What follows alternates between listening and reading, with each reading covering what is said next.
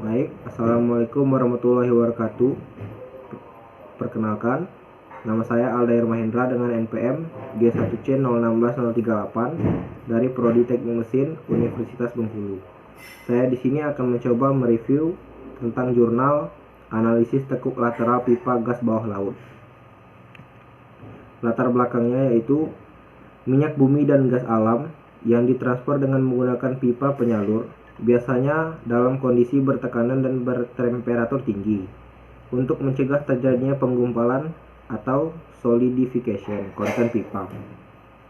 Menurut DNV atau Dead North Veritas RP F110 tahun 2007, perbedaan tekanan dan temperatur yang tinggi yang dialami pipa pada saat instalasi dan beroperasi dapat memicu terjadinya tekuk global.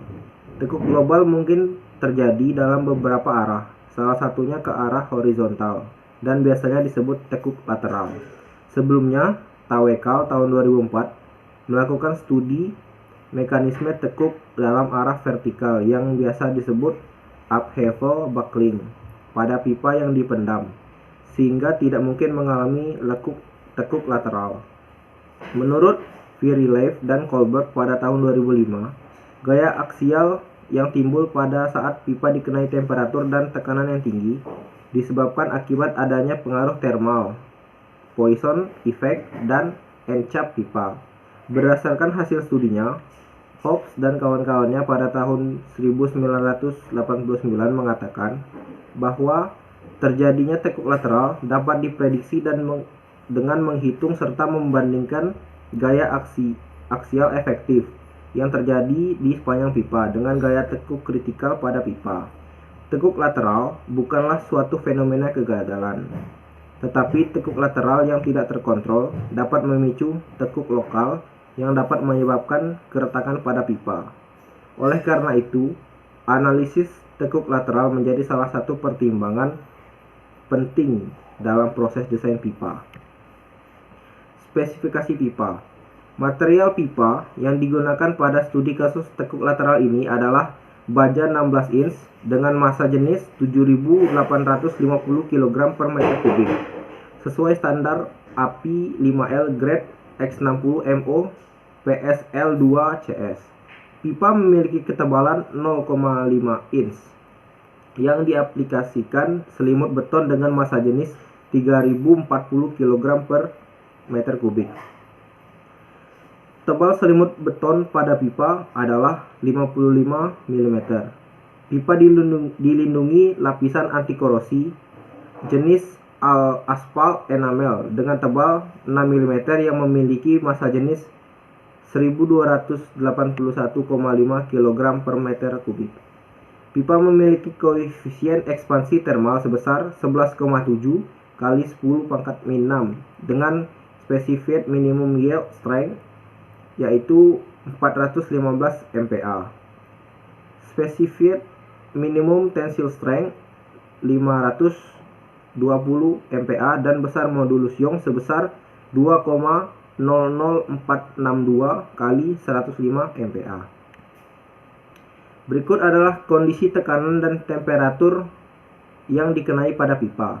Berikut adalah tabel 2 tekanan dan temperatur pipa.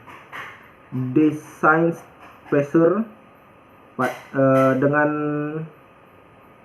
satuan MPa yaitu nilainya 800 atau 5,52. Operation pressure dengan satuan MPa 550 3,8 min 710 4,9. Design temperatur dalam satuan derajat Celcius yaitu 65. Maksimum operation 45 derajat Celcius. Berikut adalah data lingkungan. Pipa diletakkan pada dasar perairan yang memiliki kedalaman berbeda-beda. Tabel 3 menunjukkan kedalaman lokasi jalur pipa.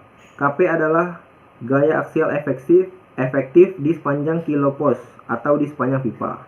Pada KP0 kedalamannya 13 meter. Pada KP 1,07 kedalamannya 20 meter. pada KP 2,07 kedalamannya 21 meter, pada KP 3,07 kedalamannya 16 meter, pada KP 4,07 kedalamannya 20 meter, pada KP 5,07 kedalamannya 21 meter, pada KP 6,07 kedalamannya 23 meter, pada KP 7,07 kedalamannya yaitu 19 meter, dan terakhir KP 7,37 kedalamannya 13 meter. Berikut adalah gaya aksial efektif. Dari hasil perhitungan gaya aksial efektif di sepanjang pipa, didapatkan hasil seperti pada gambar 8 dan gambar 9. Dapat dilihat pada gambar 8 dan 9 ada grafik yang terdapat anchor point dan anchor. Pada grafik dapat dilihat besar gaya aksial yang terjadi pada sumbu gaya aksial efektif pada ujung pipa sama dengan 0. Hal itu menunjukkan bahwa pada titik tersebut tidak ada tahanan. Kemudian grafik meningkat secara bertahap hingga pada titik tertentu besar gaya aksial efektif bernilai konstan. Pada kasus ini, bagian yang konstan menunjukkan bahwa pipa tidak lagi mengalami ekspansi, sehingga besar gangan aksial pipa di bagian tersebut sama dengan 0. Ekspansi hanya terjadi pada bentang pipa yang dibatasi oleh titik tumpu hingga ujung pipa. Titik tumpu adalah titik di mana pipa paling minim mengalami pergerakan.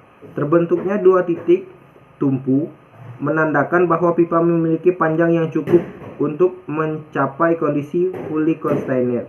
Oleh karena itu, pipa sepanjang 7,67 km termasuk pipa panjang.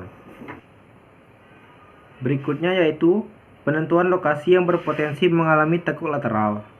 Lokasi yang berpotensi terjadinya tekuk dicari dengan membandingkan gaya tekuk kritikal dengan gaya aksial efektif.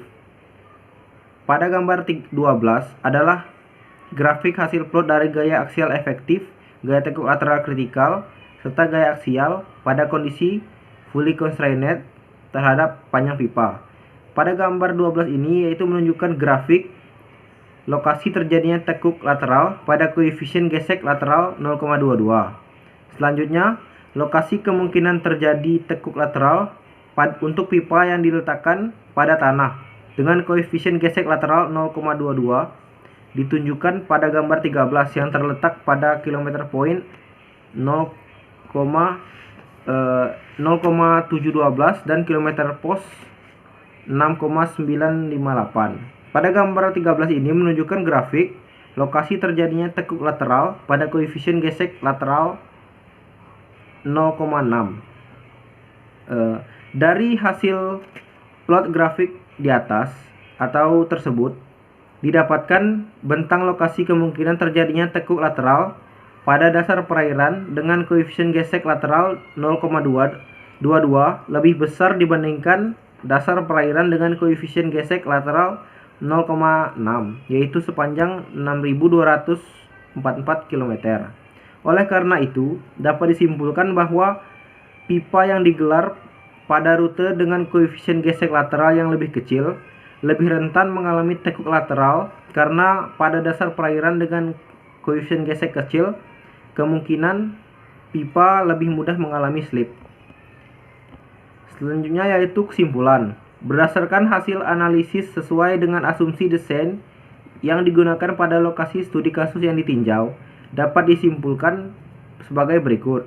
Yang pertama, pipa potensial mengalami tekuk lateral pada kilopos 6,957. Yang kedua yaitu semakin kecil koefisien friksi lokasi instalasi pipa, semakin besar kemungkinan pipa mengalami tekuk lateral. Baik, mungkin itu saja review dari saya. Lebih dan kurang saya mohon maaf. Saya Alir Mahendra.